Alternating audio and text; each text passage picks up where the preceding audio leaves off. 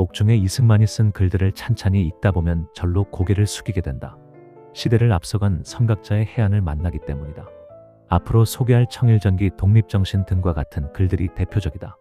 하지만 여기에선 그동안 전혀 주목받지 못한 이승만의 제국신문 옥중론설 하나를 소개해서 그가 정말이지 시간을 앞서 달렸던 선각자임을 다시 한번 확인하고자 한다.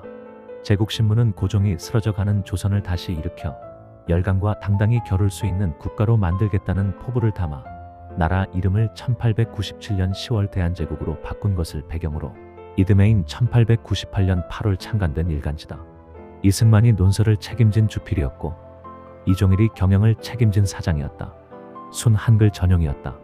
제국신문에 앞서 이승만은 같은 해 1월 1일 배제학당 학생회 기관지 협성회 회보를 주간지로 창간하면서 역시 순 한글로 발행했다.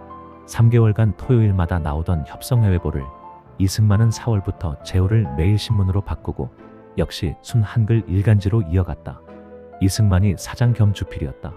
그러나 불행히도 매일신문은 같은 해 7월 내분에 휩싸여 발행이 중단됐다. 이 단절을 이어간 순 한글 일간지가 바로 다음 달 창간된 제국신문이다. 창간부터 5개월간 주필로 활동하던 이승만은 1899년 1월 감옥에 들어가면서부터 글을 쓸 수가 없었다. 감옥에서 다시 형편이 좋아지자 이승만은 이종일의 간곡한 요청을 받아들여 1901년 1월부터 1903년 4월까지 27개월간 500여 편의 옥중론설을 썼다. 아래에 소개하는 논설이 그중 하나다. 이승만이 한글 교육에 쏟은 관심과 애정을 확인할 수 있다. 국문교육이란 제목이 붙은 1903년 2월 3일 제국신문 논설은 이승만이 한글 발전사에서도 빠질 수 없는 인물이라는 사실을 웅변한다. 논설에서 이승만은 당시 식자층이 사용하던 한문이라는 어려운 문자 대신 손쉽게 배울 수 있는 한글을 활용해야 전 국민 문명개화를 빨리 이룰 수 있다고 역설했다.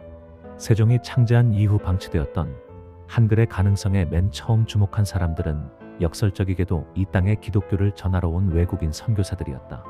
이들은 한글을 사용하면 성경의 복음을 대중에게 손쉽게 전할 수 있음을 바로 알아챘다. 로스, 언더우드, 게일, 존스, 헐버트 등 선교사들이 한영사전을 만들고 성경을 한글로 번역했다. 한 걸음 더 나아가 이들은 무지한 백성을 위해 새로운 지식을 전하는 교재도 한글로 만들었다. 이승만은 논설에서 선교사들이 개발한 각종 순 한글 교재가 게으르고 무식한 사람들이 개명하는데 결정적 도구라고 강조했다. 논설의 끝에서는 주시경의 한글 문법 연구에 관한 홍보도 잊지 않았다. 이승만이 논설에서 추천한 한글 교재 5권 가운데 초급 국어 및 중급 국어 그리고 지리 및 산수 과목 교재들이다. 아래로부터의 근대화는 이승만의 해안과 함께 시작되었고 마침내 한 세기 후에는 세계를 휩쓰는 한류로 이어졌다. 주시경의 한글 연구는 21살 때인 1897년 4월 22일 독립신문에 국문론을 발표하면서 시작되었고 1914년 38살로 요절할 때까지 이어졌다. 주시경의 뒤를 이은 최연배가 한글 맞춤법 통일안을 완성한 것은 1930년 일제 때였다. 국문교육.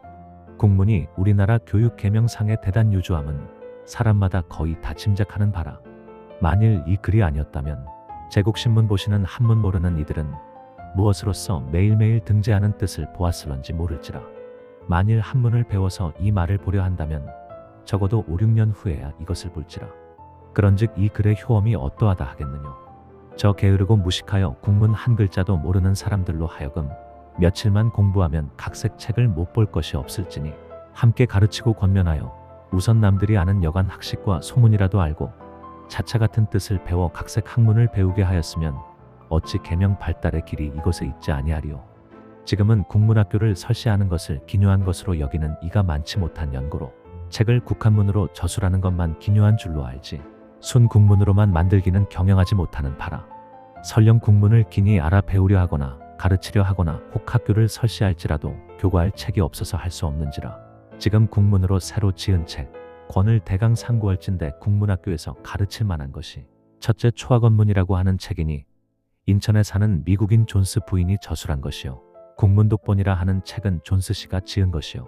국문 3인필지는 헐버트 씨가 지은 것이요.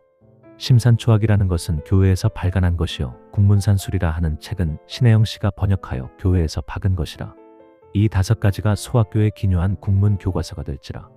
더욱 긴절한 것은 국문의 문법이라. 국문을 지을 적에는 다 글자를 낸 까닭이 있었으나 공부를 힘쓰지 않고 버려두어 연구하지 아니하매 지금 쓰는 국문이 다 법에 어긋나는 것이 많으니 이 역시 개탄할 바라. 서양 교사들이 혹 고쳐 만들기도 하고 혹 새로 발명도 하여 교정한 것이 많으나 다 각기 의견이 달라 일정한 규모가 없는지라.